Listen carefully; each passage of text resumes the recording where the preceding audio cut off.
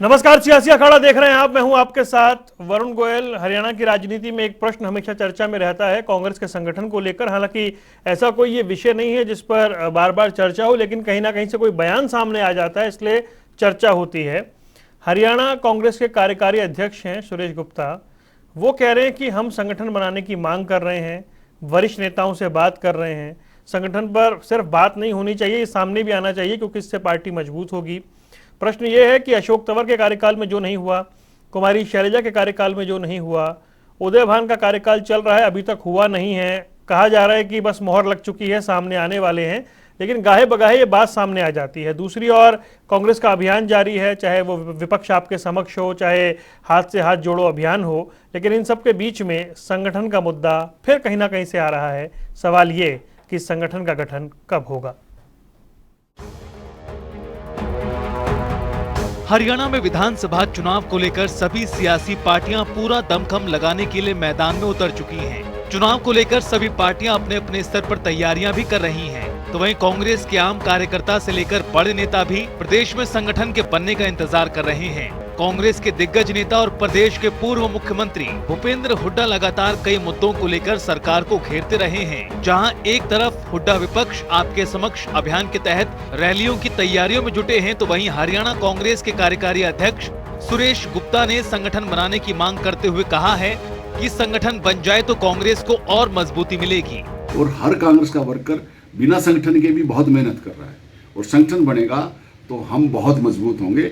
ये मैं प्रदेश के नेताओं से भी मैं कई बार कह चुका हूं कि खाली बात ना करें, इसको बढ़ाएं।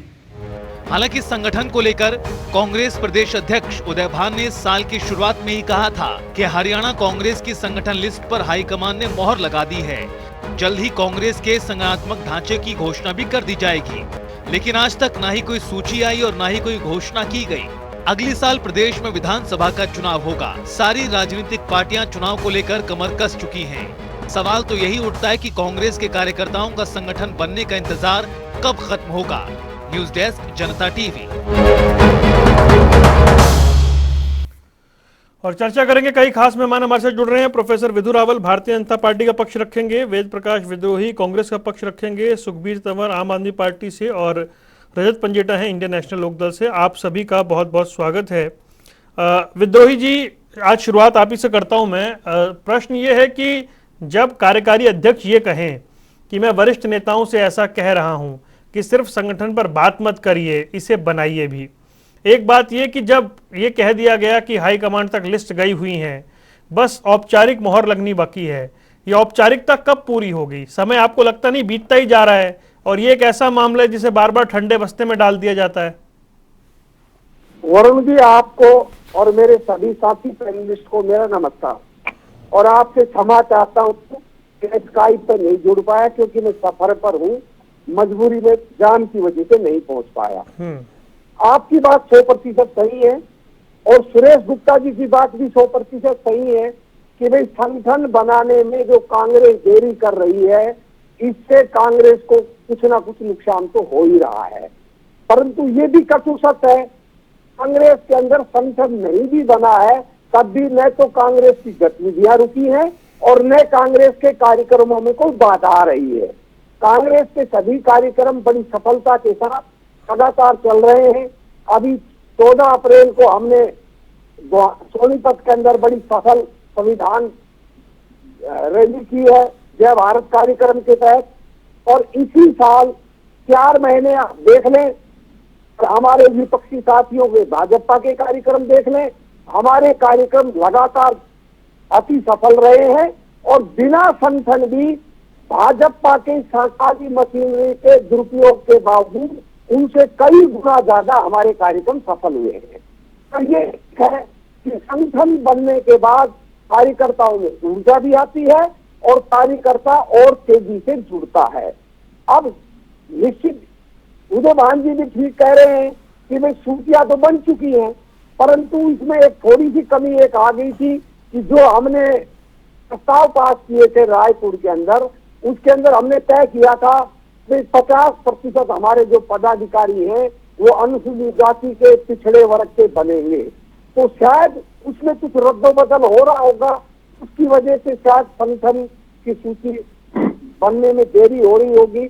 और मैं कह नहीं सकता, क्योंकि मैंने आपसे पहले भी कहा था कि संगठन के मामले में, क्योंकि मैं कटु सत्य बोलता हूं और जो बात मेरी खरी नहीं उतर पा रही उसका मैं बचाव भी ढंग से नहीं कर पा रहा। नहीं विद्रोही जी, आप बचाव करिए, खूब बचाव करिए। हम तो चाहते हैं आप बचाव करें। हाँ जी। मैं तो ये जानना चाह रहा हूं आपसे कि जब ये संगठन नहीं बनता ना, तो जैसे आप कह रहे हैं कि सोनीपत वाला कार्यक्रम बड़ा सक्सेसफुल रहा या कोई और कार्यक्रम सक्सेसफुल रहा, संगठन ना होने पे ये विरोधी ऐसा कह देते हैं ये कांग्रेस का कार्यक्रम नहीं था, ये भूपेंद्र सिंह हुड्डा का अपना कार्यक्रम था। हाँ बिल्कुल ठीक कह रहे हैं, प्रचार करने का उनको अवसर मिल जाता, मैं आपकी बात से सहमत हूँ। प्रचार करने का, हमारे प्रति दुष्प्रचार करने का मौका मिलता है, मैं 100% सहमत हूँ, इसमें कोई दो राय नहीं है। और कांग्रेस को जल्दी से जल्दी इस दिशा के अंदर गंभीरता से विचार कर अपना संगठन बनाना चाहिए।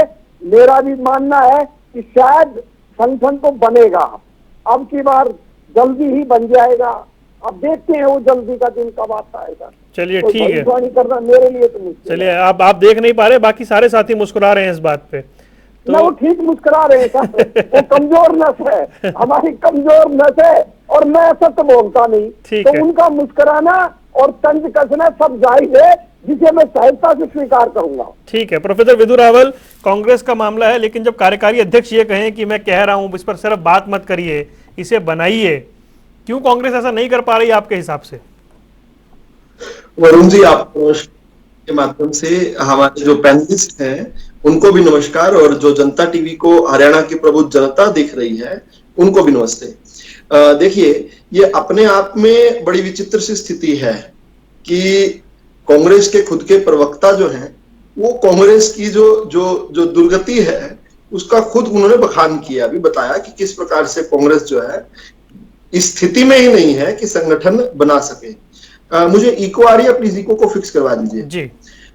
वैसे तो ये कांग्रेस का अंदरूनी मामला है, लेकिन क्योंकि आपने मुझे टिप्पणी के लिए पूछा है इसलिए बताऊंगा कि कुछ दिनों पहले जब राहुल गांधी जी हरियाणा में आए थे तो उन्होंने आटे को लीटर में, आटे का माप जो है लीटर में लेने की बात कही थी। तब बहुत लोगों को नहीं समझ आया था, लेकिन आज कांग्रेस के प्रवक्ता की बात सुन ले और साथ साथ कांग्रेस के जो कार्यकारी अध्यक्ष जिनको आपने संबोधित किया, मैं तो जानता भी नहीं था ये कार्यकारी अध्यक्ष का गिरोह बना रखा है। मैंने रिसर्च किया तो पता चला कि ये इन्होंने अध्यक्ष नहीं बनाए थे, अध्यक्षों का भी गिरोह बनाया था। तो उन्होंने जो कहा, इसके बाद स्पष्ट तौर पर यह बात आ गई कि राहुल गांधी ने आटे को लीटर में क्यों बताया, लीटर में आटे बताया क्योंकि कांग्रेस का कंगाली में आटा गीला है, कांग्रेस के गीले आटे को वो लीटर में ही काउंट कर रहे हैं। लेकिन मैं तो इस बात पर हैरान होता हूं कि इस संगठन ना बनने को इतना तूल क्यों दिया जा रहा है। कांग्रेस तो ना 3 में है ना 13 में है, हरियाणा में दुर्गति स्थिति में है। किस प्रकार से इनके पास सूत ना कपास जुलाहों में लुट्ठम लुट्ठा, जी बोलिए, सूत ना कपास जुलाहों में लट्ठम लट्ठा चल रहा है। तो इससे हरियाणा की जनता को क्या सरोकार है? भारतीय जनता पार्टी तो लिस्ट ऑफ ऑल इस बात से सरोकार रखती है कि कांग्रेस का संगठन बने या ना बने, हरियाणा की जनता अपने मन से कांग्रेस को उतार चुकी है। लगातार 4 चुनाव कांग्रेस को बुरी तरह हराने के बाद स्पष्ट तौर पर यह बता चुके हैं कि कांग्रेस का हरियाणा के अंदर कुछ भी बटने वाला नहीं है। कांग्रेस हरियाणा के लिए और देश के लिए एक इतिहास का विषय हो गई है। शोधकर्ता जरूर जो है शोध किया करेंगे कि एक कांग्रेस हुआ करती थी, उसमें परिवारवाद हुआ करता था, एक वंश था, जातिवाद को वो बढ़ावा देते थे, क्षेत्रवाद उनका जो है फोर्टे रहा करता था, और भ्रष्टाचार के तो सरगना थे। हम भी खाएं तुम भी खाएं, आओ मिलकर मौज बनाएं। इस प्रकार का शोध जो है शोधकर्ता भविष्य में जरूर करेंगे, लेकिन कांग्रेस को ASI archaeologist survey of India धरती में से खोद कर निकाल कर इसके अवशेष जो है वो बताया करेगी कि इस प्रकार से इनकी स्थिति है। हरियाणा की जनता और भारतीय जनता पार्टी का इससे कोई सरोकार नहीं है। हम निरंतर जनता की सेवा में लगे, जनता का स्नेह प्रेम और आशीर्वाद निरंतर हमें मिल रहा है और हम उसी काम में जुटे हुए। ठीक है रजत पंजेटा जी, जब कांग्रेस के प्रवक्ता खुद से ये कहें भाई हमारी तो कमजोर नस है ये, इस पर क्यों सवाल पूछा जाए, लेकिन बात यह है कि जब उनके कार्यकारी अध्यक्ष ये कह रहे हैं, मतलब उनकी बात में लग रहा है कि वो खुद वरिष्ठ नेताओं से कह रहे हैं कि इस पर बात मत करिए, इसे बना दीजिए। जो हरियाणा की राजनीति है और कहा जाता है कांग्रेस में भूपेंद्र सिंह हुड्डा का जो वर्चस्व है, ये संगठन बन क्यों नहीं पा रहा आपके हिसाब से? देखिए, हुड्डा साहब खुद नहीं बनने दे रहे इसको। वो खुद नहीं चाहते कि कांग्रेस इतनी मजबूत हो। विद्रोही जी तो चाहते हैं कि बने।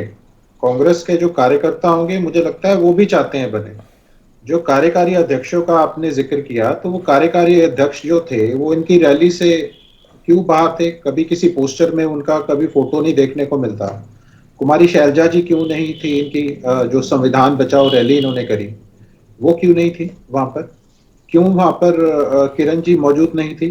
कृष्ण मूर्ति हुड्डा मौजूद नहीं थे? सुभाष बत्रा मौजूद नहीं थे? ऐसे चंद्रमोहन है जो विधायक रह चुके हैं, चंद्रमोहन बिश्नोई, वो क्यों नहीं थे मौजूद? कोई भी आप ये देखिए, अधिकतर नेता सबको साइडलाइन करके, पहले इन्होंने अशोक तंवर जी को किया, फिर शैलजा जी का संगठन नहीं बनने दिया, उनको तो पार्टी से ही बाहर करा दिया, कुलदीप बिश्नोई को करा दिया, कांग्रेस में एक एक करके बाहर कर दिया, हरियाणा से रणदीप सुरजेवाला को भी, शैलजा जी को भी, सिर्फ एक अपने बेटे के लिए। आप एक बात बताइए, क्या हरियाणा कोई कार्यक्रम में राज्यसभा के एमपी का होना इतना जरूरी है और किसी का भी होना जरूरी नहीं है?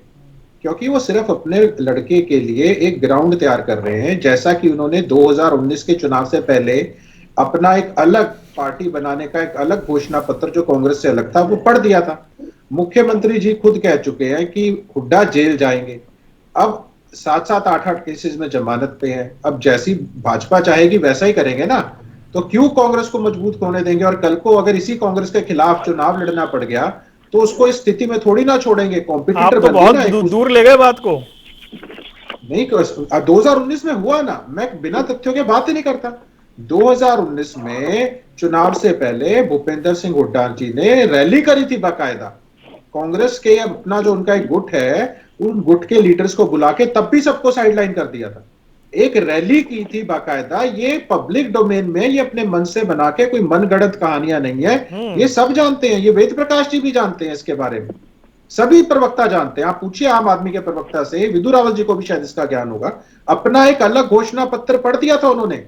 यानी जो व्यक्ति ये अंदर मन से बांध चुका है, आप एक बात बताइए, हुड्डा जी को सिंपैथी के लिए ये क्यों बोलना पड़ रहा है कि ये मेरा आखिरी चुनाव है? कोई तो वजह होगी। देखिए, 10 साल तक मुख्यमंत्री रह चुके हैं, कांग्रेस के हाथ में हाईकमान में सब कुछ है। कल को मुख्यमंत्री ना बनाए, अगर आप ये बताए कि अगर कांग्रेस बोले हुड्डा जी को आप रोहतक लोकसभा सीट से चुनाव लड़िए, तो वो मना नहीं कर पाएंगे। उस कंडीशन में क्या करेंगे फिर? उस कंडीशन में आज अपने लड़के के लिए सारा का सारा एक मैदान तैयार कर रहे हैं। इसमें कांग्रेस को वो खुद मजबूत नहीं होने देंगे। इसी कांग्रेस के खिलाफ उनको क्या पता चुनाव भी लड़ना पड़ जाए। ये मैं नहीं कह रहा, ये मुख्यमंत्री जी ने कहा कि भैया आप जेल जाओगे, जेल जाने की तैयारी है आपकी। ये कहा था या नहीं कहा था? ये मुख्यमंत्री जी ने खुद कहा था। तो अब हुड्डा जी अपने क्या, भाजपा आगे क्या चाल चलेगी, कांग्रेस का क्या, कब इनकी कमर तोड़ेगी, वो तो छुपा के रखेंगे, आखिरी वक्त में करेंगे जो उन्होंने कांग्रेस के साथ करना है। ठीक है। सुखबीर भाई, मैं आपसे जानना चाह रहा हूं, क्योंकि आप कहते हैं जी कांग्रेस विपक्षी भूमिका नहीं निभा रही है, अब कांग्रेस का संगठन नहीं बन रहा है। आप बता रहे हैं कि आपने कितने लाख यहाँ पर लोग जोड़ लिए हैं। कांग्रेस का संगठन ना बनना आपके लिए फायदेमंद है, मतलब ये मान लें? देखिए वरुण भाई, विगत के 9 वर्षों में कांग्रेस का संगठन नहीं बनना अपने आप में इस बात का परिचायक है कि हरियाणा प्रदेश में कांग्रेस समाप्त रहा है। दूसरी बात यह है, जिस प्रकार से विगत के 3 प्रदेश अध्यक्ष अनुसूचित जाति वर्ग से रहे और संगठन नहीं बना, कहीं ना कहीं ये समस्त प्रदेश के अनुसूचित जाति वर्ग के लोगों का अपमान है। और अनुसूचित जाति वर्ग के लोग इस बार कांग्रेस को अपने इस अपमान का बदला और सबक जरूर सिखाएं, ये तय है। इसके अलावा आपने बात करी, निश्चित तौर पे हमारा 10 अप्रैल तक का टारगेट था। 10 लाख का करीब 12 लाख सदस्य हमारे बने हैं। जो हरियाणा प्रदेश की जनता ने हमें प्यार जो दिया है, निश्चित तौर पर हम कह सकते हैं इस महीने के अंत तक जो संगठन का निर्माण होना है वो सब हो जाएगा। कांग्रेस की कांग्रेस जाने, इनका आंतरिक मामला है। 9 साल से नहीं बना, अब 1 साल में बना भी लेंगे तो कौन सा पहाड़ तोड़ देंगे। निश्चित तौर पे ना कि सिर्फ कांग्रेस को अपितु भारतीय जनता पार्टी को, ना कि सिर्फ हरियाणा प्रदेश में अपितु समस्त देश में जिस प्रकार से आम आदमी पार्टी सभी राजनीतिक दलों को मुद्दों की राजनीति करने के लिए सबको एक तरह से मजबूर किया है, निश्चित तौर पे आने वाला समय आम आदमी पार्टी का है और इसके अलावा और अन्यथा कोई बात नहीं। ठीक है। वेद प्रकाश विद्रोही जी, रजत पंजेटा ये कह रहे हैं कि भाई हुड्डा साहब चाहेंगे ही नहीं कांग्रेस मजबूत हो जाए, और ये जो कार्यक्रम होता है इसमें बाकी सारे नेता नदारद रहते हैं, कुछ चेहरे दिखाई देते हैं, तो ये सारी चीजें तो बता रही है कि संगठन बनता हुआ नहीं दिखाई दे रहा। वरुण जी, मेरा आपसे आग्रह है कि आप मुझे स्काइप पर घंटी करवा दें। मैंने अपना स्काइप ठीक है जी, मैं करवाता हूँ, आप जवाब दे तब तक।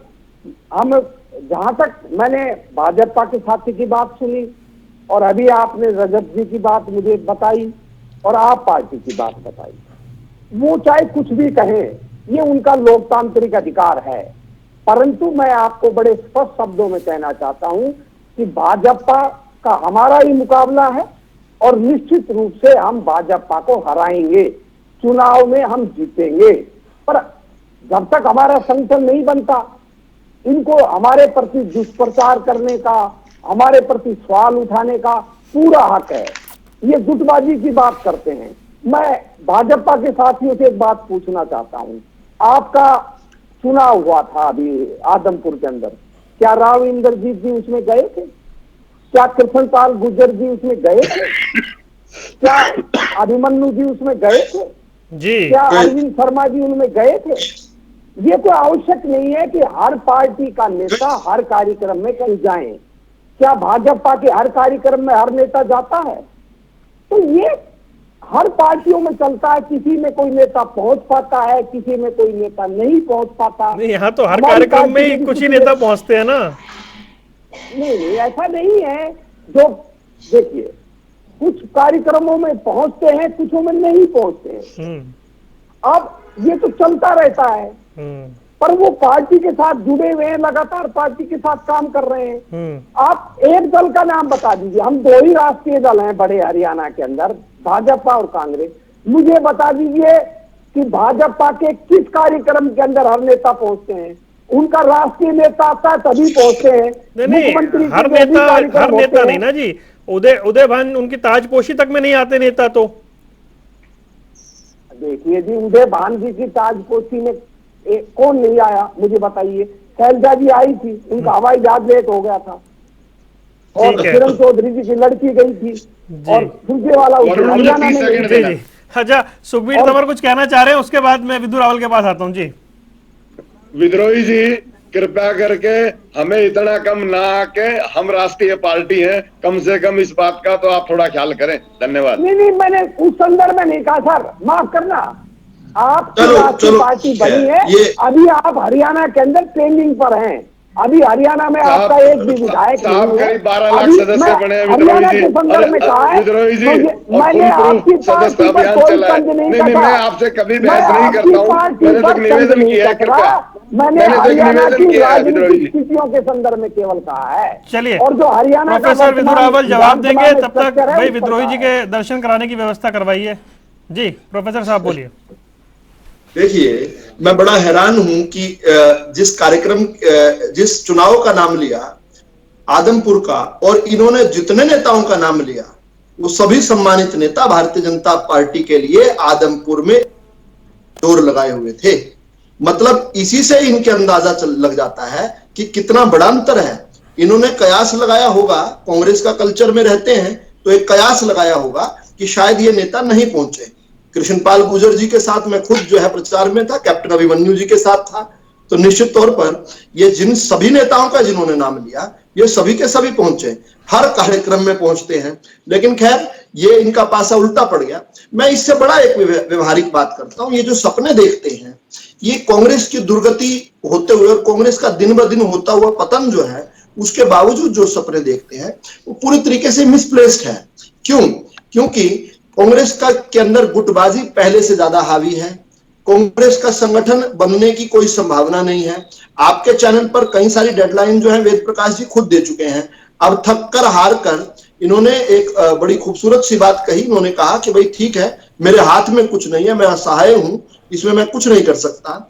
आपके खुद के डिबेट्स में ये कई डेडलाइंस दे चुके हैं। मुझे याद है आपने 1-2 बार इनसे सवाल पूछा, इन्होंने बताया सितंबर में बन जाएगा संगठन, फिर उन्होंने बताया नहीं नवंबर में बन जाएगा, फिर बोला नहीं, यात्रा खत्म होते ही तुरंत जो है अब संगठन तो का मैं हो पूछता ही जाएगा। नहीं कब बन जाएगा।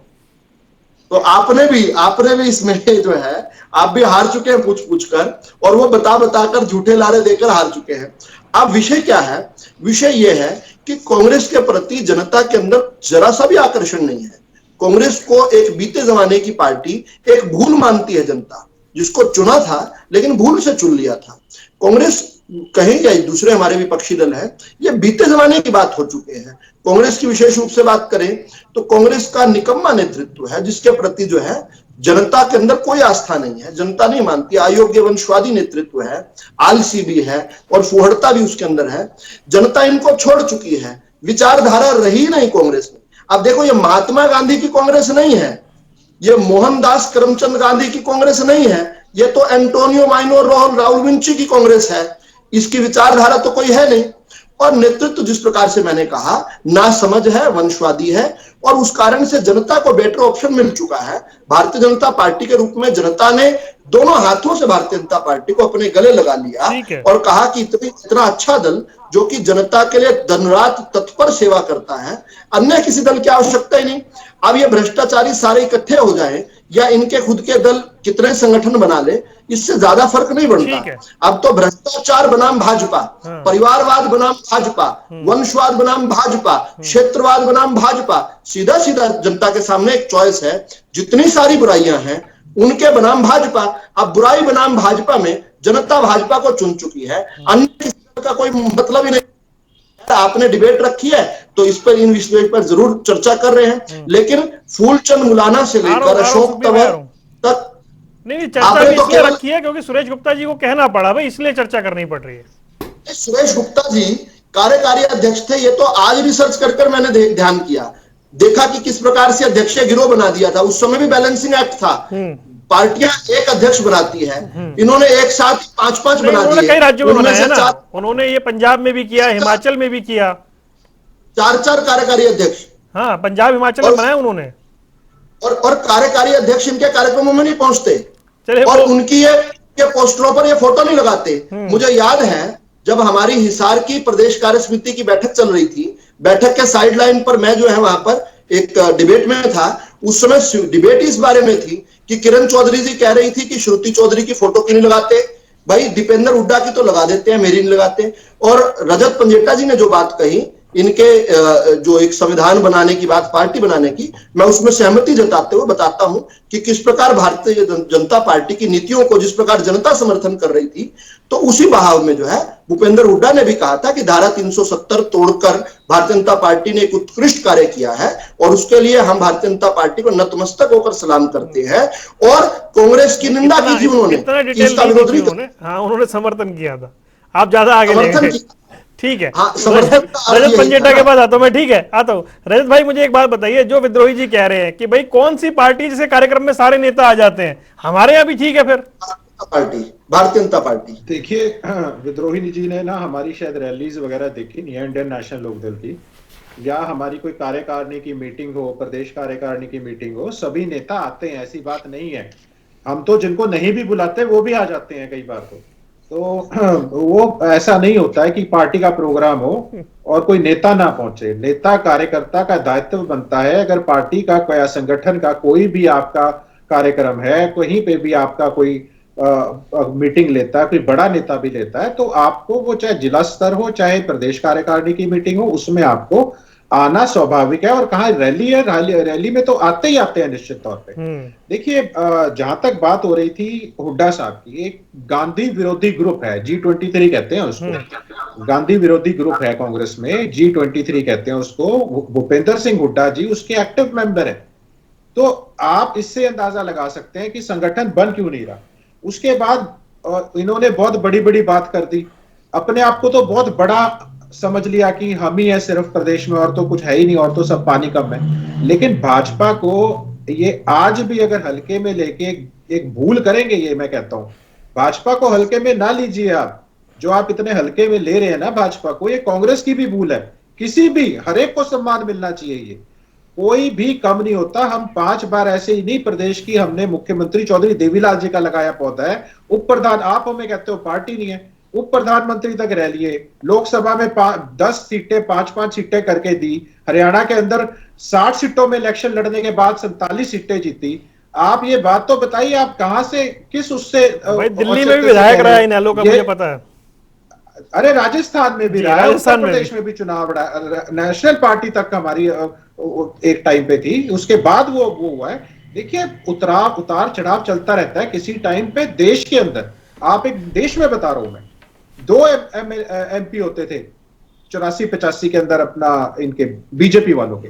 हरियाणा के अंदर तो 34 साल का इतिहास रहा है, 91 से लेके इलेक्शन उठा लो 2014 तक इतिहास रहा है भाजपा का, कभी 2 कभी 4 कभी कोई भी नहीं, ये इतिहास रहा है। तो किसी का टाइम देख के आप ये नहीं कह सकते कि आज राज चला रहे हैं ना, 5 साल फुल मेजोरिटी में आए, अब चलो माना जजपा वालों ने मदद कर दी, बसाखियों की सरकार है, लेकिन उसकी भाजपा, जब जजपा का हमारी पार्टी में लास्ट मोमेंट पे विभाजन हुआ, उसकी वजह से कांग्रेस के 31 विधायक है। कांग्रेस ये ना सोचे कि अगर ये इनके 31 विधायक आ गए हैं। ठीक है, एक बार सुखबीर तंवर कुछ कहना चाह रहे हैं, फिर आता हूं जी। देखिए वरुण, तो मैं तो सिर्फ ये कहना चाह रहा था, जिस प्रकार से विधु राहुल को भ्रष्टाचार बहुत बात है, सारे भ्रष्टाचारियों को भारतीय जनता पार्टी ने वॉशिंग मशीन में डाल के साफ करके अपने साथ मिला लिया, और ये बार बार बंगारू लक्ष्मण को भूल जाते हैं जो ऑन कैमरा रिश्वत लेते पकड़े गए थे। इसके अलावा जिस प्रकार से पुलवामा वाले मसले पे जो खुलासा हुआ है, भारतीय जनता पार्टी के सभी नेताओं के मुंह में दही जमा हुआ है, उस पर कुछ नहीं बोलेंगे। निश्चित तौर पे भारतीय जनता पार्टी को देश समझ चुका है और आने वाले समय में हर बात का जवाब देना पड़ेगा। चलिए प्रोफेसर रावल जवाब दीजिए, फिर विद्रोही जी के पास जाना है जल्दी से। देखिए, पहली बात तो ये कि इंडियन नेशनल लोकदल 5 बार सरकार बना पाई, 5 बार जो है भारतीय जनता पार्टी और पहले जनसंघ जो थी उसके समर्थन, इंडियन नेशनल लोकदल तो थी नहीं, खैर ये तो पार्टी ही बहुत देर में बनी, लेकिन हाँ चलो इस घटक को मान लें या चौधरी देवीलाल जी के परिवार को मान लें, तो जितनी बार भी सरकार बनी हमारे समर्थन से बनी, बिना हमारे पार्टी के नाम अलग अलग थे पहले, ये रावल जी हमारी पार्टी के नाम अलग अलग थे, नाम पर ना जाइए, जो भी नाम था वो जो भी नाम था, बिना जिसको आपने बैसाखी शब्द उपयोग किया, हमारी बैसाखी के बिना नहीं बना पाए। हम एकमात्र ऐसा भारतीय जनता पार्टी दल है जिसने कांग्रेस को अपने दम में 2014 में निपटाया, और उसके बाद जो है हम एकमात्र ऐसा दल है जिसने सरकार होते हुए अपनी सरकार हरियाणा में रिपीट की। 2000 में किसने अपने दम पे बनाई? अच्छा सुनिए, आप तो हरियाणा के अंदर कभी, आप तो हरियाणा में हमारे बिना कभी आ नहीं पाए, बोला था ना, सिर्फ 60 सीटों पे लड़ा। सुनिए, आपने सीटें मांगी कितनी? 60 सीटों, अरे आप 30 में से, आप 30 में से 5 सीटें क्यों सिमट गए? अगर आपके दम पे सरकार बनी तो आप 30 में से 5 सीटें सिमट गए। इनके समय ये मेरा आपके पास लोकसभा में भी एक कैंडिडेट। चलिए सर, समय कम है, जल्दी जल्दी कंप्लीट कीजिए अपनी बात। विद्रोही जी से जवाब देना है मुझे। हरियाणा में जिंदा रहे, हम आपके भरोसे नहीं रहे। अगर आपकी इतनी, अगर आप इतने बड़े वोट भी नहीं थी जितने हमने, तो आप 2000 से 5% बढ़ा ली, 3.5% हमने वोट बढ़ा ली। इंडियन नेशनल लोकदल को 3.5% वोट ही नहीं मिला था। अरे वो ये भी कह रहे आपको साथी में आ गए हम, ये किस प्रकार से ये मुंह। अच्छा रुकिए, दोनों रुकिए, दोनों रुकिए सर, समय जाइए सर। सर रुकिए रजत जी, रुकिए, प्रोफेसर रावल रुक जाइए, दोनों रुक जाइए सर, समय नहीं है इतना, मान जाइए प्लीज। वरुण जी जरूरी है, जब लोकसभा में 10 में से 10 सीटें जीती हैं, इनकी हमें सुननी पड़ती है, लेकिन इसका ये थोड़ी है कि कुछ भी बोलेंगे। अच्छा रुकिए, प्रोफेसर रावल आप भी रुक जाइए, रजत आप भी रुक जाइए, समय बिल्कुल कम है, नहीं रुक जाइए सर, समय खत्म हो गया, मान जाइए, दोनों रुकिए, दोनों रुक जाइए, प्रोफेसर रावल, रजत बंजेटा दोनों रुक जाइए। मुझे विद्रोही जी से एक सवाल पूछना है, फिर मुझे उनसे माफी मांगनी पड़ेगी, रुक जाइए। बिल्कुल चर्चा के अंत में विद्रोही जी, ये हमारे ठीक है, रजत जी रुक जाइए, ये 30 में से 5%। मैं मूल प्रश्न पे आ रहा हूँ सर, रुक जाइए, बीजेपी वर्सेस इनेलो मत करिए अभी सर, रुक जाइए रजत जी, आप भी और रावल साहब आप भी, दोनों रुक जाइए, बोलने नहीं देते। रजत पंजेटा जी रुक जाइए। वेद प्रकाश विद्रोही जी, मुझे ये बताइए, कौन सा रॉकेट साइंस है जो संगठन नहीं बन पा रहा है? इतनी बड़ी क्या गणित है जो पास नहीं हो पा रहा है? मतलब 10 साल होने को आगे, क्या रॉकेट साइंस आप संगठन नहीं बना पा रहे हैं? वरुण जी, अगर मेरे पास इस बात का सटीक जवाब होता इतनी बड़ी पार्टी तो मैं जरूर दे देता।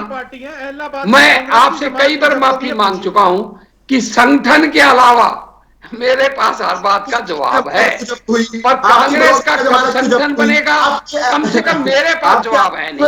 और मैं कभी गपोड़े मारता नहीं, मैं इधर उधर की बात मैं करता तो नहीं। समस्या जो जानना चाह रहा हमारी हूँ कि कमजोरी ऐसा है मैं क्या उसे स्वीकार ऐसा क्या करता हूं। रॉकेट साइंस है जो ये काम नहीं हो पा रहा। ये मेरी समझ से भी परे है। चलिए, मैं भी नहीं समझ पाया कि कांग्रेस के नेता संगठन बनाने से परहेज क्यों करते अगर विद्रोही जी हाथ खड़े कर दे तो आप समझ लीजिए मामला कितना पेचीदा है। अगर विद्रोही जी के हाथ खड़े हो गए इस मामले में, फिर तो आप समझ लीजिए क्या होगा। नहीं, मैं माफी चाहता हूं, समय मेरे पास इतना ही था। आप चारों मेहमानों का जुड़ने के लिए बहुत बहुत शुक्रिया। सियासी अखाड़ा देख रहे थे आप, यहां रुक रहे हैं कुछ देर के लिए। खबरों का सिलसिला लगातार जारी है।